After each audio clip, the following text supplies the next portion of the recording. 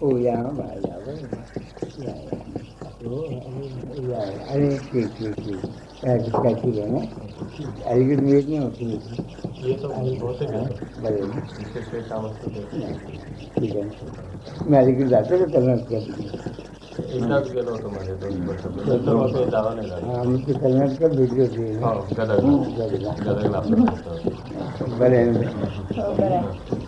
इच्छा अशी आहे की जास्त लक्ष इकडे लावावं, आपलं संसारातलं काय कमी कमी लागायला पाहिजे. मनापासून वाटतं असं, पण होत नाही काही हाताने, नुसतंच वाटत राहिलंय. खरी इच्छा ती ज्याला किती घडते ती इच्छा खरी खरी इच्छा ते कितीकडे नेतच नाही ते खास हां मग खरी इच्छा प्रपंचाकडे आहे म्हणून किती होती आहे नाही का ती इकडे राहायला पाहिजे गोष्ट खरी आहे. प्रत्येक जीवनात तुम्ही पहा कोणाला जरी विचारलं बरं नाही असं म्हणतो त्याला म्हटलं बाबा बरं तर झालं काय सगळ्या गोष्टी तुला अनुकूल आहेत तर मग त्या सगळ्या गोष्टी आहेत पैसा आहे आज काय मुलं आहे बा जी ज्या ज्या म्हणून प्रपंचाच्या लोक गोष्टी सांगतात त्या सगळ्या तुला असून सुद्धा बरं का नाही म्हणतो तुमचं का नाही बरं हे सांगता येत नाही पण बरं नाही एवढं खरं म्हणतो तेही बरं नाही असं वाटतं प्रत्येक माणसाला आपण बरं नाही असं खरं वाटतं हे बरं नाही असं वाटायला कारण जर विचारलं तर खरं काही सांगता येत नाही मग कारण दिसणारी जगातली जी कारणं आहेत ती सगळी अंकुर असताना सुद्धा बरं नाही असं म्हणतोय जे जगातली कारणं माझं बरं नसायला मूळ नसलं पाहिजे खास नाही का असं काही जे कारण असलं पाहिजे की जे दिसतं ते दिसत नाही खरं नाही तर सगळ्या गोष्टी बाकीचे माणसं सुखी म्हणत आहेत आपल्याला मला का वाटत नाही मी सुखी आहे म्हणून त्याला खरं कारण जर कुठे असेल ना तर माझ्या दृष्टीने एक आहे असं मला वाटतं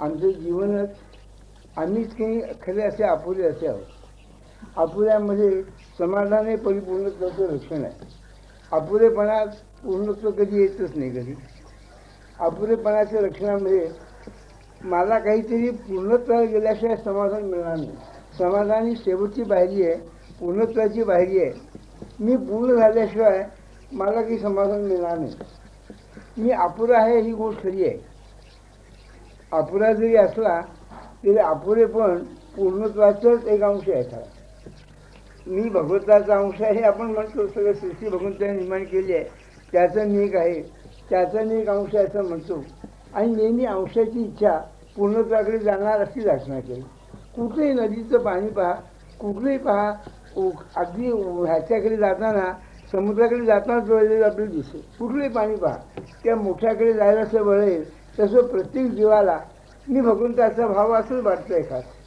आम्ही जोपर्यंत त्याला असं वाटतं आहे मी भगवंताचा भाव असं वाटतं आहे तोपर्यंत आपण असला पाहिजे का हे अपुरेपण आमचं कशाने आलं असेल तर अपुरेपणाची खरी खूण कोणती असेल ते काय जसा ताप आपण पाहायला थर्मामीटर काढून पाहिलं तर आपल्याला किती ताप आहे कळतो असणार तर माझं अपुरेपण कशामध्ये असेल ते दृष्ट्या दिसणारं कोणतं आहे जोपर्यंत मला काहीतरी हवं असं पाहिजे आहे किंवा आम्हाला नको असं वाटतं आहे तो पण माझं अपुरेपण आहे जोपर्यंत माझं हवेपण आहे तो पण अपुरेपण असणार नक्की आता मला काही उरलं नाही आता मला काही हवं असं वाटत नाही तो पूर्ण झाला म्हणायला हरकत नाही आमच्या शेवटच्या श्वासातसुद्धा सगळ्या गोष्टी अनुकूल झाल्या सगळ्या मिळाल्या तरी आमके मिळायचं राहिलं म्हणून सगळी शेवटचा श्वास सोडली किंवा माझं आयुष्याचं ध्येय आम्हाला असं ठरवलं पाहिजे की मी पूर्णत्वाला जाईन असं ध्येय गेलं पाहिजे जगाच्या सगळ्या गोष्टी आपण एके ठिकाणी मिळवल्या असं धरून चाललं घर मोठ्या जगासाठी वाटलेल्या गोष्टी आहेत आणि सगळ्या आपली मिळवल्या तरी प्रत्येक वस्तू जर पाहिजे अपुरी आहे प्रत्येक अपुरी वस्तू 1000 मिळाली ते पुरी काही होणार नाही 100 वेळामधनं एक शाणा काही निर्माण होत नाही कधी त्या सगळ्या अपुऱ्या वस्तूतून एक पुरी वस्तू कधी व्हायची नाही तेव्हा मीच पूर्ण असं व्हायला पाहिजे खरं आणि ते पूर्ण व्हायला जर पाहिजे असेल तर माझं हवे नको पण हे नाहीचं व्हायला पाहिजे खरं माझं हवे नको पण नाहीचं व्हायलाच उपाय असेल मला काही हवंच असं वाटलं पाहिजे काही की वासनाच नसली पाहिजे काही नाही का म्हणजे वासना आमच्या जीवनाचं जे काही आपण धर्मानं शास्त्र असं म्हणतो की मनुष्याचा जीव वासनेमध्ये जन्माला येतो असं म्हणतात मग वासनेत आलेला जन्म जीव वासना नाहीशी करणं म्हणजे मरण्यासारखंच आहे म्हणजे जोपर्यंत माझी वासना नष्ट झाली नाही तोपर्यंत हवे पण नष्ट होत नाही माझी वासना ह्यातनं माझा जन्म झाला म्हणून माझं मी मेल्याशिवाय माझी वासना नष्ट व्हायची नाही वासना ही मैलाच्या वस्तू व्हायची नसेल तर मैला समाधान मिळणार की राम नाही तर मग तो वासना ही कशी आहे देहाला आणल्याला कारण असेल तर वासना आहे किंवा माझा अंत माझी वासना नसेल की माझं देहाचा अंत होईल अंतर्यामी समाधान राहील तेव्हा जोपर्यंत वासना नष्ट होत नाही आपल्या तुकाराम बाबा म्हणतात ना माझं मरण मी आपल्या डोळ्यांनी पाहिलं मी मरण माझं पाहताना मी वेगळं असलं पाहिजे खास तर माझं मरण मी डोळ्याने पाहणं जे माझी वासना नष्ट झाली तर मी घेतो वासना इतकी काही खोल गेली आहे बघा तुमची आमची गोष्ट जाऊ द्या नेहमी म्हणणारे लोकसुद्धा तुम्ही आम्ही घर बांधण्यासाठी वासना ठेवू पण चांगले मोठे मोठे महंत सुद्धा मठ बांधण्यासाठी वासना ठेवली मग म्हणताना मठ बांधण्यासाठी केलं काय आणि तुम्ही आम्ही घरासाठी केलं काय शेवट एकच आहे तरी म्हणून फारच कठीण की वासना नष्ट होणं फारच काम कठीण आहे की वासना नष्ट व्हायला त्याने 2 मार्ग सांगितले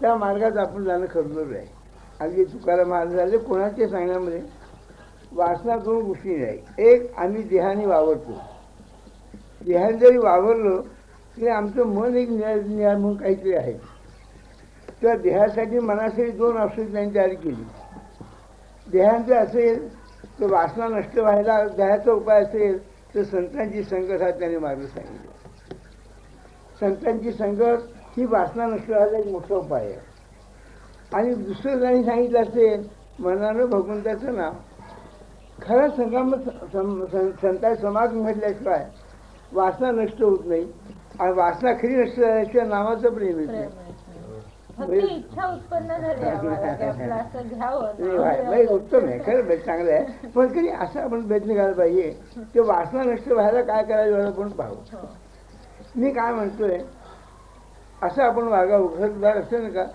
श्रीमंती असो घरदार असो वाटेत असो जसं माधुरी म्हणून जेवून आल्यानंतर आमच्या तुम्ही मला भाजी खायला पाहिजे असं म्हणणार नाही का माधुरी माहिती आहे का पण काय असतं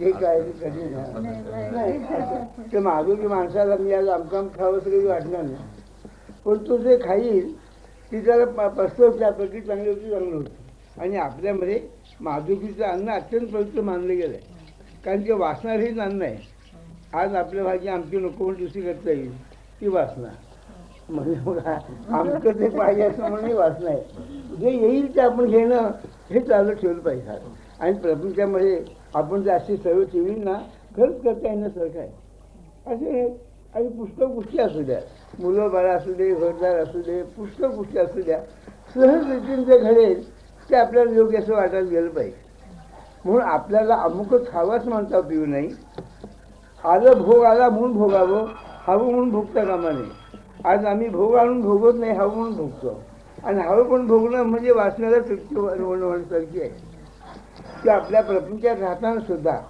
आपण जर असं जर वागायला लागलो परमात्माची इच्छेने सगळं चाललं आहे जे घडायचं भगवत इच्छेने चाललं आहे म्हणजे मला हवं म्हणून नव्हे भगवंताने दिलं म्हणून मी घेतलं एवढी भावना राहील ही जर खरं भावना राहिली ना तर रोगाचं खरं मूळ नाही तुम्ही रोगाचं मूळ हे बरोबर नाही आहे रोगाचं मूळ हे वासना रोगाचं मूळ आहे ते देहानं संताची संगत असावी आणि मनानं भगवंताचं नाम असावं त्याशिवाय खरं नाही येणार आता सगळ्यात कठीण जर असेल तर मी म्हणे नाम घेणं सोपं आहे पण संगत घेणं फार कठीण आहे संगत अर्थ दोन्ही एका ठिकाणी राहणं हेच नाव संगत अशी कोणतीच वस्तू अशी नाही की दोन्ही एका ठिकाणी नेहमी 24 तास थांबू शकते आई बाप झाले नवरा बायको झाली मुलं बाळ झाली 24 तास एका ठिकाणी शक्यच नाही केली असती 24 तास संगत राहणं फार कठीण आहे आणि मग तो थोडी जर संगत बिघडली तरी आपली वृत्ती कशी बिघडेल याचा नेम नाही खरा म्हणून संतांची संगत जरी 24 तास मिळणं आहे कारण कठीण आहे खरं म्हणजे खरी गंमत कशी आहे इतकी संगत पाहिजे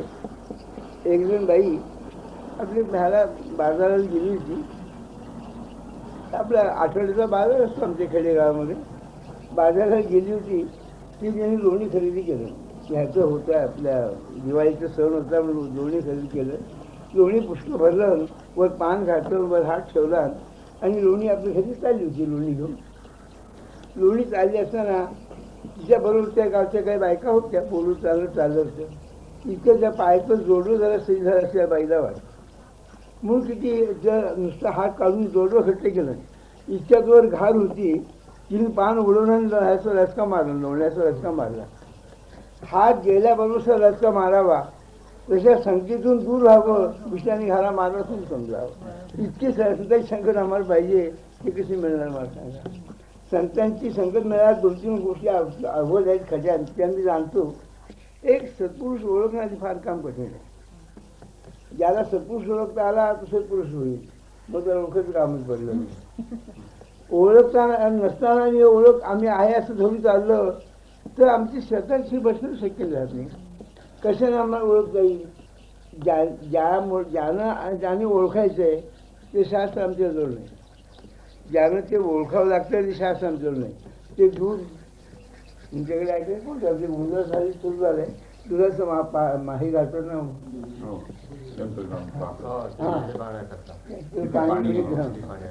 ते माप आमच्याजवळ नाही. सत्पुरुष ओळखायचं माप ते काय असेल ते माप आमच्याजवळ नाही. ओळखून हाताने पाहावं तर आम्हाला खरी परीक्षा नाही त्याची. त्या सत्पुरुष ओळखणं फार काम कठीण आहे. मला वाटतं सत्पुरुषाच्या आता भाग्याने ज्याच्या मिळेल मिळणार नाही असं माझं म्हणणं नाही बरं का, पण 24 तास राहणं शक्यच नाही असं कधी. पण ज्याला करता संकट मिळाली खरं तर पाहिजे का, देहाची संगत ज्या सत्पुरुषी ज्याला मिळाली आणि त्याचा परिणाम त्या मनुष्यावर राहील, तो असो अगर नसो, त्याचा परिणाम होऊ शकतो, एक गोष्ट आहे. त्या 3 तऱ्हेनं संतांची संगत आपल्याला करता येईल. एक देहाची संगत तरी असेल, बरं ती जरा दूर बाजूला पडली, समजा ते गावाला असेल, आपण दूर गावाला असो, तर संगत मिळणं कठीण. तर दुसरी जवळची संगत असेल जी अगदी आपल्यामध्येच आहे, ती सद्विचाराची संगत ही सत्संगतीसारखी आहे. नेहमी सद्विचार म्हणजे भगवंताविषयी विचार, नेहमी भगवंताबद्दल विचार असावा. रात्रीदिवस त्याची आठवण असावी, तो करताही भावना असावी, जे घडेल त्याच्या इच्छेने घडली भावना असावी, जे असेल ते भगवंताच्या इच्छेने चालतेही जाणीव असावी. तर सद्विचार हे सत्संगतीसारखंच आहे.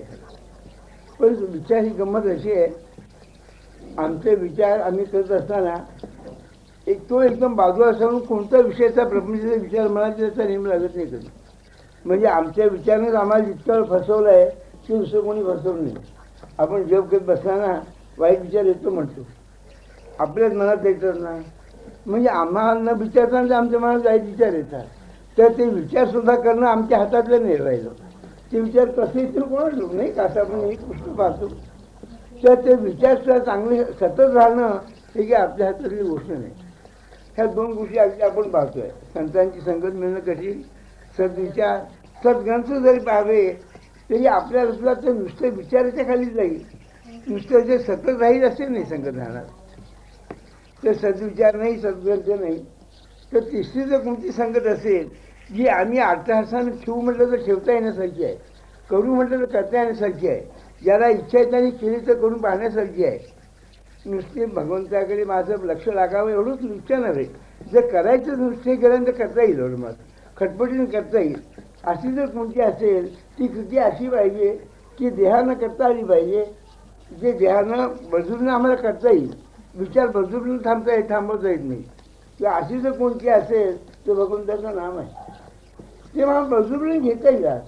म्हणजे असो नसो कसं काय असणार, किती विचार मनात येऊ, पण नाम सोडायचे नाही असं मनुष्याने विचार केला ना, तर मी सांगेन संतांच्या संगतीबरोबर जर काही असेल तर नामाची संगत आहे. ती संगत आम्ही जर ठेवली तर मूळ नाहीचं होईल रोगाचं. रोगाचं मूळ नाहीचं होणं, रोग बरोबर बरं होणं हे बरं नाही. आता खरं खोटं आपल्याला काय ठरवू नये, पण इंग्रजी औषधाला म्हणतात रोग बरा होतो मूळ काही बरा होत नाही म्हणतात. अरे खरं कोण दोन्ही लोक सांगतात नाही का, होमिओपॅथी डॉक्टर विचारलं तर हे सांगतील. ते मूळ नाहीचं करणं खरं जरूर आहे. खरं ते मूळ नाहीचं करणं जर असेल तर ती वासना नष्ट होणं जरूर आहे. आम्ही काय करतो, वासना आल्यानंतर ती पूर्तता कशी करवण्याचा प्रयत्न करतो. विस्तव जर मालवायचं असेल तर तुपाची आहुती होत नाही मालवणं, नाही का. विषय भोगून कधी झाला असं कधीच होत नाही. विषय त्याग करून व्हावं तरी होत नाही असं दिसतं आपल्याला. विषयाच्या भोगात नाही, त्यागात नाही, आणि विषय तर बाजूला पडलेले आहेत. मग विषयाचा त्याग आणि भोग हे सोडून मधली जी अवस्था, असलं तर असू दे, नसलं तर नसू दे, ही अवस्था योग्य आहे. आणि ही माणसाने शिकायला पाहिजे खरी इच्छा असेल तर. इच्छा आहे पण काही माणूस खरी नाही, खरी इच्छा कबूल आहे पण ती खरी पाहिजे. खरी नाही ना, वाटतंय म्हणजे असं इच्छेच्या मागं कृती आलीच पाहिजे बघ, नाही का? ज्याच्या मनात खरी इच्छा आहे ना भाई, खऱ्या मागं कृती आत्म व्हायचीच. कधी इच्छा कोणाला दाबू शकता येत नाही. इच्छा ही कशी आहे, भगवंतांनी आपल्या विभूती सगळ्या सांगताना मन ही माझी विभूती म्हणून त्यांनी सांगितलं, नाही का? ज्याचं मन भक्कम आहे त्याला कोणी आणू शकत नाही. कधी मन कसं आहे, त्याच्या मागं संबंध भगवंत उभा आहे. आमच्या खेडेगावामध्ये एखादा जो तालुक्याचा शिपाई आला ना, तर पाटील त्याच्याहून कितीपटी श्रीमंत मोठा असतो, मग शिपाई आमदार शिपाई आले की लोक घाबरत असतो त्याला. तो घाबरला म्हणजे का, त्याच्या मागं संबंध राज्य आहे. मागं ते पोलीस नाही, हेच मागं आहे. तसं मनाच्या मागं संबंध भगवंत आहे. तो मन भगवंताचं आहे असं म्हटलं तरी शिपाईनुसार पोशाख होऊन आला तर त्याच्यानुसार शिपाईचा पोशाख घातला बरोबर नाही का, त्याला कोण देईल? आमचं मन भगवंताच्याकडे खरं नाही गेलं, ते बरोबरचं उभं घ्यायचं असं मनुष्याने करायला पाहिजे खरं बरं का. आणि मला खरं सांगतो, याला प्रपंच सोडावं लागतो असं नाही, त्याला आहे त्या परिस्थितीत मिळाला की करावं लागतं असं नाही. त्याने एक गोष्ट नेहमी ठेवावी. आणि कसं आहे, एक सगळ्यांनी कुटुंबाने म्हणून करायच्यासारखं नाही आहे, ज्याने त्याने करण्यासारखं आहे. एकाने सांगा बाबा काय करा, मला अत्यंत प्रेम आहे पण यजमान देवाची आवडत नाही म्हणून मला होत नाही, तिच्यातनं नाही व्हायचं कधी, नाही का? मीराबाई सारख्या गेल्या, त्यांनी कोणाची आज्ञा बांधून नाही गेल्या, नाही का? त्याला आज्ञा लागत नाही कोणाची, आणि परिस्थिती बदलायला लागतच नाही. आहे त्या प्रपंचातच एक ठेवून जाऊया, सतत त्याचं स्मरण ठेवणं हे आपलं काम. माझं जीवन हे भगवंताच करता आहे ही भावना करून ठेवणं जरूर आहे. ही की नाही कसं आहे, ती आहे मुळात खरी, पण बाहेरनं इतकं वाचनात जायचे गुंतून गेलं आहे की मी कशा करता आणि काय हेच खरं मला कळणंच नाही. माझ्या आयुष्याचं ध्येयच मला कळणंच झालं. सगळं बघा, अगदी आपण आढळणी लोकांना केलेल्या लोकांना नावं ठेवतो आपण, काही ते करतात, काही कारणाशिवाय करतात. उगीच ते खेडेगावची गंमत अशी आहे, सकाळी आई उठतील उशाला 8 वाजता उठले, मग कोणीतरी चव्हाट्याला जाऊन बसतील गप्पाटोपी, त्याला उद्योग नाही धंदा नाही. आपलं जेव्हा ते अगदी उगून लागलं, कडाकायला लागलं की मग जाऊन जेवायला लागतील बसते बसतील, म्हणजे काहीच नाही तसं. मग तो आपल्या आयुष्यात भेट आपलं कुठे काय चाललं आहे. एखाद्या माणसाने विचारलं की बाबा तुम्ही कोणीकडे आला, ते सांग कोणाला भेटायला आलो, काही आलो. एखाद्याने काही काम नसताना कुणी उगीच धंदा आलो, म्हणजे घरी करमलं नाही म्हणून इंडाल गेलो, म्हणजे काही कारण आहे. पण एखादा विचारलं एवढा जन्माचा 16 प्रपंच चालला आहे, हा कोणत्या हेतूनं करतो म्हटलं तर कुणी म्हणलं का एखादी नोकरी करण्यासाठी जन्माला आलो असं म्हणे, किंवा आमची मुलं बाळ झाली तर मी 4 पिढी घरं बांधावी म्हणून जन्माला आलो, असं खरं काय सांगता येत सांगा. म्हणजे ध्येयाशिवाय जर काही चाललं असेल तर आमच्या प्रपंचाला ध्येयाशिवाय चाललं आहे, नाही का? ज्याला ध्येय नाही त्याला साधनात प्रेमही नाही ना. आज आम्हाला नामाचं प्रेम काय येत नाही, मला त्याआधी साधायचं काय माहीत नाही म्हणून, नाही का? मला आघाडीचं प्रेम केव्हा येईल, मला कोणत्या गावात जायचं माहीत असं कळलं तर आघाडीचं इथे स्टेशन जवळ आलं, पोलीस स्टेशन जवळ असं म्हणून. पण कुठे जायचं जर कळलं तर नाही तर आघाडीचं काही प्रेम नाही ना, स्टेशन आलं काय आणि गेलं काय, नाही का? म्हणून मला वाटतं आपल्या आयुष्यातली स्टेशनं जे असतील ते वय आहे, नाही का? आपलं एखाद दिवस वर्ष वाढलं, 55 झालं, 54 वर्ष झालं किंवा 1 वर्ष पुढे पुढे गेलं असलं, पण ह्याला आपल्याला शून्यच वाटतो. खरं गेलं तर पुढे काय आहे मला सांगा. आता किती स्टेशनला गेला माझं गाव यायचं माहितीच नाही, नाही का? तर मला वाटतं असं आहे की आम्ही गाडी सुटल्यापासून निघतो, म्हणजे आम्ही जन्मापासून सुरुवात करतो प्रवासाला. गाडी जिथे थांबते त्या नाही राहिल्या म्हणून आम्ही थांबतो, पुन्हा गाडी सुरू झाली की पुन्हा चालले पुन्हा चालले. म्हणजे ज्याला विचारतो जायचं आहे कुठे तो काही नाही म्हणतो, नाही का? त्यामुळं आम्हाला उत्तर द्यायचं समाधान नाहीच कधी झालं. आमच्या स्टेशनवर मी उतरलं समाधान झालं असं कधीच वाटत नाही कधी. ते आयुष्याचं ध्येय पाहिजे म्हणून दुसरं काही ध्येय नको. ते ध्येयचं कसं आहे, फार दूरचं असल्या कारणाने आम्हाला दिसण्यासारखं नाही. जी गोष्ट दूरची आम्हाला दिसण्यासारखी नाही. समजा आपण इथून जायला निघालो, आता आपण इथून मालाडून आलो, इथून काही मालाड दिसत नाही, पण त्याला सांगितलं बघ ह्या रस्त्यात तुम्ही जाणे मालाड दिसेल. म्हणजे ध्येय डोळ्यासमोर न दिसताना सुद्धा कोणाचं सांगणं आम्ही खरं मानणार, इथे मला दिसत नाही, मी जाऊ कसं म्हटलं तर नाही का. पण ते जर नसताना कोणते सांगेल म्हणून आम्ही तिकडे जाऊ. तसं आमचं ध्येय आमच्या सगळ्या सत्पुरुषांनी सांगून ठेवलं आहे. ते त्या गावाला जाऊन आले, जे त्या गावाला जाऊन आले त्याने आम्हाला रस्ता बरोबर सांगितला, घ्या रस्त्याने तुम्ही जा, त्या रस्ता तिथे आम्ही ठरवत जातो आहे खरं. आणि ते म्हणजे कसं आहे, निसंशय वृत्तीचं आहे. त्यांना शंका नाही, त्यांच्याबरोबर आम्हाला शंका नाही, अशा वृत्तीचे लोक आहेत. त्याने सांगितल्या मार्गाने जाणं हे आमचं खरं काम आहे. त्यात आम्ही नाही इकडे तिकडे करता कामा नाही काही. मग इकडे जायचं जर पूर्वेकडे आहे तर मी पूर्वेकडे जायला हरकत नाही, पण आम्ही पश्चिमेकडे जाऊन पुन्हा दक्षिणेकडे उचललं बोललं तर काय होईल. ते काही सांगितलं रस्ता सगळं जोडलं आहे नाही का.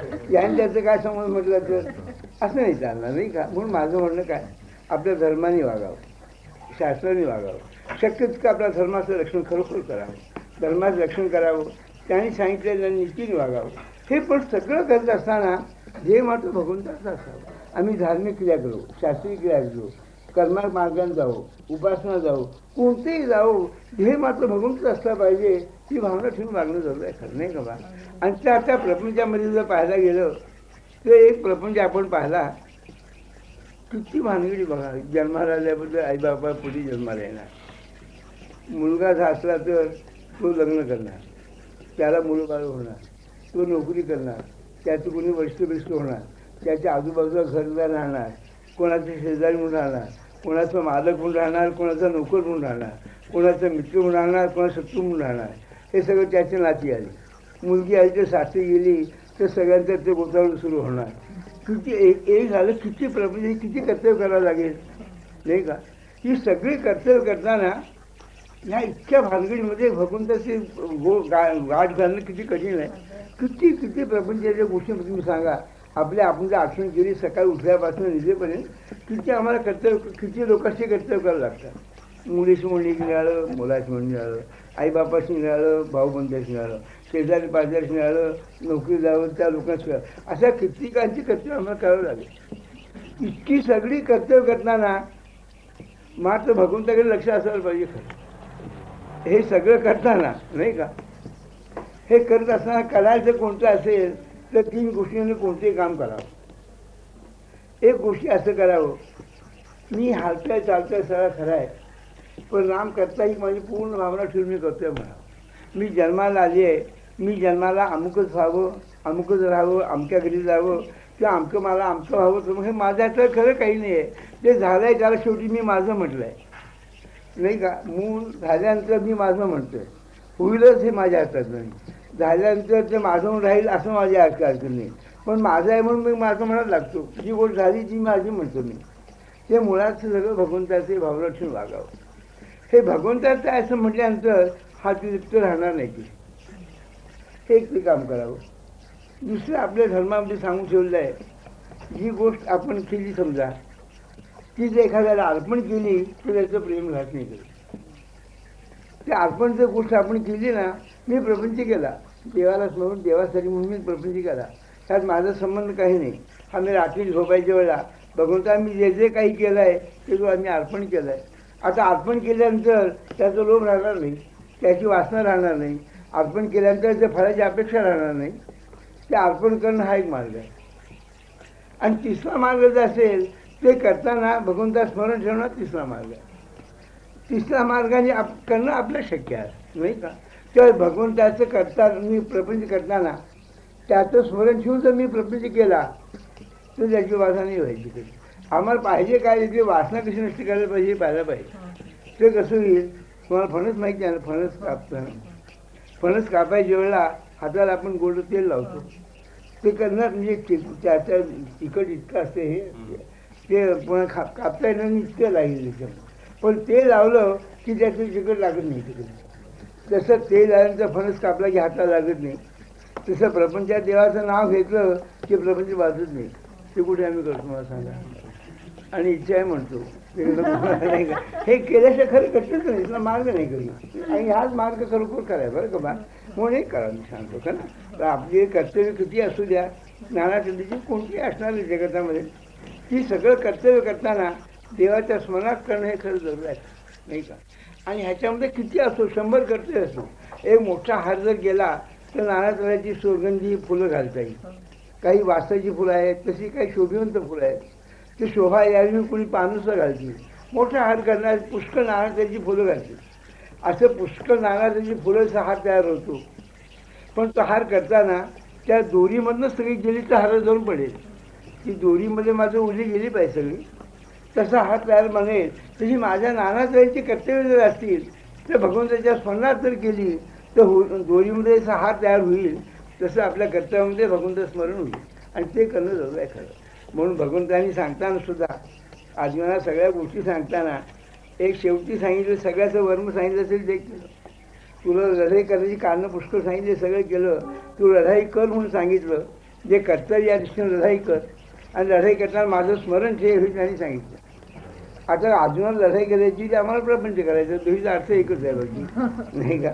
त्या प्रपंचामध्ये देवाचं स्मरण हा खरा मार्ग आहे आणि हीच खरी वासना नैसवायला मार्ग आहे. बरं का. मी काय म्हणतो, ही योगाभ्यास प्राणायाम करून समाधी लावतात ना, ही जशी समाधीच्या ह्याची आहे तशी सहज समाधी म्हणून एक आहे. बरं का. सहज समाधीला त्याला जागा वेळ अमकं तुमकं लागतं असं नाही. 24 तास जो जागा असो कसंही असो त्या ह्याच्यामध्ये समाधानाची वृत्ती कधी ठरवत नाही कधी.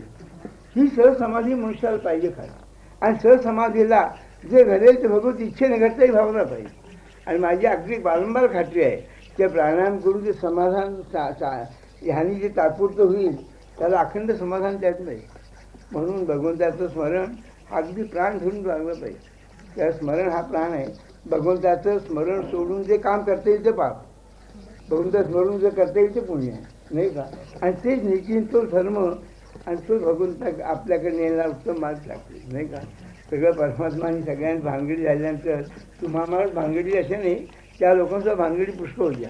पुष्कळ मार्ग नानकरीचे सांगितले, नानकरीचे योग आहे सांगितले, नानकरी दानं तप हे पुष्कळ सांगितल्यानंतर एकदा भगवंतांनी उद्धवाला विचारलं, नाही एवढं भानगडी आहे ह्याचं खरंच हे कोणतं मानावं, हे करावं का ते करावं, हे करावं कोणत्या तीर्थाचा त्याचंच महात्म्य द्या. ह्याहून दुसरं कोणतं तीर्थ नाही म्हणायचं. दुसरी गेलं की ह्याहून दुसरं नाही म्हणजे आहे कोणतं म्हटलं. तर त्या भगवंतांनी सांगितलं, त्या भगवंतांनी सुद्धा असं तसं नाही सांगितलं. ते आमच्यासारखंच लागणार, जसे जास्त बोलावं तसं ते बोलतात. खेळवाच बोलतं खेळवासारखं. तर आमच्याशी बोलताना आईची शपथ घेऊनच त्यांनी सांगितलं की मला जर आवडत असेल तर भक्तीशिवाय दुसरं काही आवडत नाही म्हणून सांगितलं. मग त्याला ते आवडतं मग आपण बाकी बंधत पडला कशाला. म्हणून भक्ती ह्याचा अर्थ कोणता. भक्ती म्हणजे अत्यंत ज्याची प्रीती त्याचा भक्ती. मग ज्यानं प्रीती वाढेल ते करावं. आणि प्रीती कशाने वाढत असेल तर समागमात प्रीती आहे, सहवासात प्रीती आहे. आणि सहवास अखंड कशात होईल तर भगवंताच्या नामात होईल नाही का. हे सांगणं जे विलिंगाचं आणखी पुन्हा सांगितलं की सगळं विसरून जाईल नाही का. हे करणं खरं आहे. म्हणून मग खरं व्यवहारात प्रपंचात नुसतं वागावं. अत्यंत नीतीचं आचरण आणि त्या भगवंताचं स्मरण. माझी खात्री आहे त्या भगवंत आहे का. भगवंताचं स्मरण मात्र पाहिजे. पुष्कळ लोक नीतिमान आहेत बरं का. सगळे लोक वाईट असं नाही, म्हणजे नास्तिकसुद्धा नीतिमान नसतात असं नाही बरं का. पण ती नीती दुसऱ्या कारणासाठी आहे. आमचं सगळं कर्म भगवंताकरता पाहिजे. माझा प्रपंचसुद्धा भगवंताकरता पाहिजे. माझं जीवनच भगवंताकरता असलं पाहिजे नाही का. म्हणून समर्थांचं सांगताना माझं काही असं ना तुझा वियोग न व्हावा हे माझं कर्म आहे. तुझा योग आहे, मी प्रपंच करीन पण योगात राहील. मी काय वाटेल ते करीन, मी तुझ्या योगात राहील. तुझा वियोग न व्हावा हे त्यांचं म्हणणं आहे. आणि ते आपण करावं. आणि त्याला खरोखर माझं खरं कठीण नाही हो. हे कठीण काय झालं आहे त्या तुमच्याकडे असे ना 10 लोक जर असतील ते 8 लोक ठरवतील तर बाकी जण मानलंच पाहिजे नाही. म्हणजे पुष्कळ लोकांची मानली. आता जगच झालं जेव्हा जरूर म्हणून ते मानावं लागते. पण जग ते रडतं हे मात्र कोणी पाहत नाही का. नाही कोणी खायचं ना आपल्यापुरतं आपण पाहू. अत्यंत कर्तव्यात नसता आणि भगवंता स्मरण. हां अगदी नाम तिथे आहे हे माझं नाही. खरं का सगळ्या संतांचं वचन असेल ते एक आहे बा. मला तर वाटतं सगळ्या संतांच्या वचनाचा सारांश जर काढला तर कर्तव्य स्मरण हा सारांश नाही.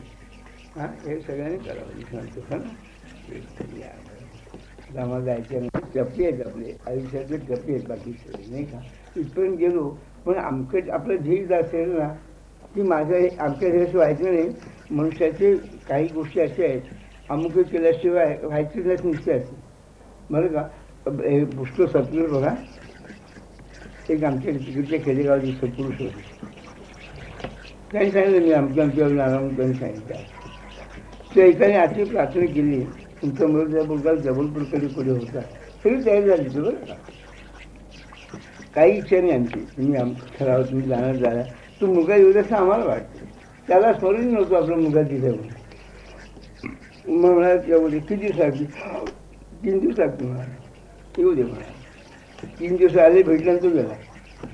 माझं म्हणाल काय, ज्याला अमुकच करायचं साध्य साधायचे, म्हणजे ज्याला स्टेशन नक्की ठरलं आहे, माझं स्टेशन आहे की मला बघून साधायचं म्हटलं मग त्याच्या हातात त्याचं आहे. राहिलं म्हटलं तर राहील, जायचं म्हटलं तर जाईल. हे ज्याच्या हातातलं त्याच्यामध्ये राहील. तो लोक काळाच्या आधी नाही होणार, काळ त्याच्या आधी नाही का. तुमच्या पुढे शिपाई असतात, ते कैद्या पुढे शिपाई असतात. म्हणून कैदी शिपाई पुढे देतो कैदी असं म्हणता येत नाही कधी, नाही का.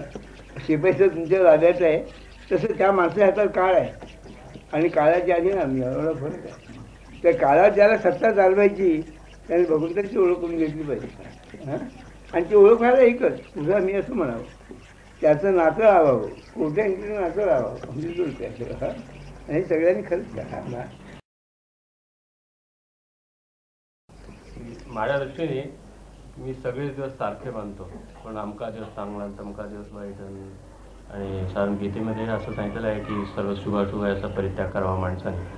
केशवांच्या प्रवचनात आम्ही ऐकलं आहे, हरीची असा शुभ काळात आहे का. परमेश्वराच्या नावावरती आमची श्रद्धा आहे आणि ती आम्ही शक्य तितकी जास्त घेतो. असं असताना मी जर शुभ आणि अशुभ मानत नाही ते चूक आहे. सगळे दिवस सारखेच परमेश्वरानेच निर्माण केले आहेत. आमकं काही करायचं म्हणजे त्याला आमका शुभ दिवस आणि तमका शुभ दिवस हे असं निर्माण करणे आपण एक हृदय दौर्बल्य निर्माण करतो, अशी एक माझी भावना. हे बरोबर काय, हे म्हणून तुमचं बरोबर आहे. आपल्या घरात जर चोरी जर झाली तर पगार जास्त वाढल्या तर अजून जितका राहील, हे जर करत असेल तर बरोबर न करा. आपल्या समजा एखादा फायदा झाला, समजा तुम्ही काय नोकरी चाकरी करताल, त्यात पुष्कळ पैसा मिळाला आणि दुसऱ्या एकदा चोरी झाली, हे जेव्हा दोघांना सारखं वाटेल त्याचं हे म्हणणं बरोबर आहे. नाही, हे शुभ अशुभ कुठे आहे, शुभ अशुभ नाही जगात. सगळ्या ठिकाणी परमात्मा भरला असण्याचं. चोरी करणारही भगवंतच आहे, तर मला पैसा देणारे भगवंत आहे. ही ज्याची वावरे ज्याला शुभ अशुभ नाही आहे की मग करा. नाही खरं त्याचं खरं नाही, आम्ही म्हणतो खरं बरं का. म्हणजे पण आपली तशी समजूत पडत नाही. जे बरं होईल, जे एखादं करायची इच्छा आली ना, त्यांच्या प्रेम झालं असं नाही. आता कोणाला सांगा नामस्मरण करा, आपण कृपा आपलं करून घ्या म्हणतो. प्रपंच आपण करतोय आणि नाम माझं करून घ्या म्हणतो. हा कुठला नाही, ही आवड नाही. एक आमच्याकडे एक खरी घडलेली गोष्ट आहे बरं का. महाग लवाड मूर्स होत आहे, म्हणजे चोऱ्या पुष्कळ केल्या. पुष्कळला शिक्षा झाली. तिला पंढरपूरला यात्रा भरली असते आणि चोऱ्या केल्या आणि पोलिसांनी त्याला पकडला. पुष्कळ 8-10 शिक्षा झाल्या, त्याला त्याला पकडला आणि ती सोलापूरच्या ह्याच्याकडे नेला. तो सोलापूरचे जड्ज होते, चांगला मनुष्य ब्राह्मण होता. तो पंढरपूरला आला होता वारीला. त्यानंतर त्याला पुढे पुढे हे केला की ह्याने आमच्या दरडा घातला आणि चोऱ्या केल्या नाही. तू कसं खरं केलंस का सांग. कोणाला आत्ता पण पुष्कळ मी आपल्यासारख्यांच्या पुढे आलो आहे, म्हणून आपल्यासारखं पुढे मला भेटला नाही म्हणाले. आपण पंढरीला आला, मला फार बरं वाटलं. आपणच खरंच सांगा म्हणाला की आपण करणारे कोण आहोत जगतात. त्याला करता करता परमात्मा आहे. आपण कोण पांडुरंगाशीच करणार आहे. माझ्या जीवनात पांडुरंगाशिवाय दुसरं खरंच कोण नाही. माझ्यातून चांगलं वाईट केलं असेल तर पांडुरंगानेच केलं असं म्हणता येईल. मी केलं असं नाही. आणि माझी खात्री आहे तुम्हाला ती भावना आहे म्हणून तुम्हाला मी सांगतो.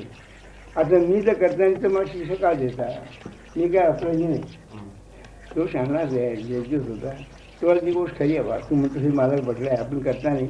तशी शिक्षा देणारी मी नाही, शिक्षा नाही का. ही आमची तरी अशी एखादी पाहिजे. आम्ही ही जी शुभ असू आहे ना, खरोखर आम्हाला मार्ग दाखवून दिले बघा. त्या मार्गात जाण्यामध्ये मोठे आसक्त कमी करण्याचा मार्ग आहे. आमच्या धर्मात जी बंधनं घातली आहेत ना, तुम्हीच काहीतरी घातली असेल. खरंच बंधन अशी आहे, समजा मोठीचं पाणी निघालं आहे, खरं मोठीचं पाणी निघालं आहे आणि शेताला जायचं आहे. शेतात जर पाळ बांधले नाही, ते पाट बांधतात ना पाट, त्यात बांधल्याने तर पाणी कुठेही मुर येतो, म्हणजे पाणी शेतात पोहोचेल असं नाही. हे पाट बांधणे हा आमचं नीतीचा शुभाशुभाचा मार्ग आहे. त्या पाटातनं पाणी गेलं तर क्षेत्राबरोबर पोचेल, म्हणून त्याची आवश्यकता आहे ना. आणि ते करावं मला खरं करावं. त्यामध्ये काय मनुष्याला मनाचं आवडणे शक्ती ज्यामुळे आहे. आमच्या ब्राह्मणाने आमचं करावं, आमच्याने आमचं करावं, हे करण्यामध्ये काय ते करण्यात मोठं मोठं असं नव्हे, पण त्याने मन तयार होतं. अमुक करून ही बुद्धी आपोआप होती नाही का. म्हणून शिव अशुभ शक्यत का करावं माझं म्हणत का देवाचं नाव घेतलं तर नाही, पण देवाचं नाव मुद्दाम अशुभ करताना घेऊन जाते असं होतं नाही कधी नाही का. एका बाईने विचारलं की मी ह्याच्या असताना बाहेरचं बसून नाव घेऊ का नको. म्हणजे बाकीचे असताना दिवसात घेत असतील तर घ्यायला हरकत नाही, बाकीचे घ्यायची नाही नाही का. असं नाही करू मला. आणखी काय मग आपण सांगता त्याप्रमाणे आमचं वागणं होते, म्हणजे पुढच्या वर्षी पुन्हा आपल्याला यावंसं वाटेल नाही एवढंच मागणं आहे. नाही. आणि मी काय म्हणतो माझ्या बाबतीत मी सांगता, मी सांगितलेलं जो लोकांनी आचरणात आणलं नाही तो लोकांचा दोष असून माझं सांगण्यात ते चुकतं असं मला वाटतं. आणि ते चुकून असं वाटतं तर बघा.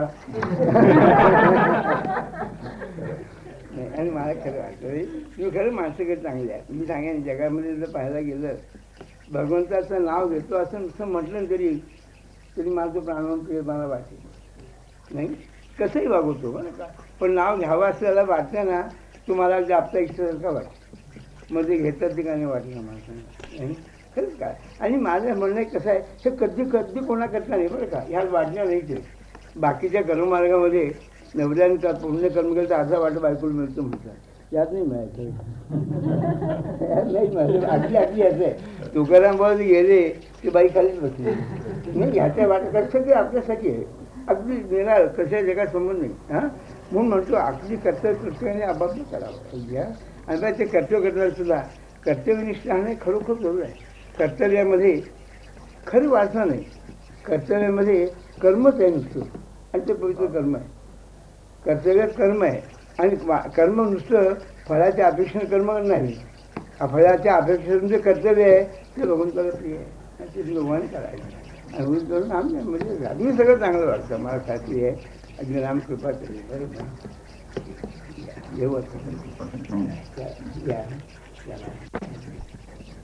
हे कसं पाहिजे हे विद्वान लोकांसाठी आहे. हे सगळं आपलं बोलणं कसं आहे घरगुती आहे. विद्वान लोकांचं काय ऐकणारे यांना काही कळत नाही, मी सांगणार कळतो असं सांगणार आहे. आणि मला असं वाटतं कळत नाही असं मनुष्य जन्माला आलं नाही गेलं. हां कळत असं जन्माला असं पाहिजे नाही का. कळणार म्हणून तो जन्माला आला आहे किंवा न कळणाऱ्याला मी सांगतो असं मला भावना नाही. मग याचं सांगून काय होणार आहे. नाही ठीक आहे एवढं आपलं जायचं. आज आणखी गावाला जायचं मला आनंद वाटलं खरं बाई मला वाटलं. आणि आनंदात म्हणजे सुंदर घर करायला या मला खरंच बरं वाटलं. या बरोबर बरं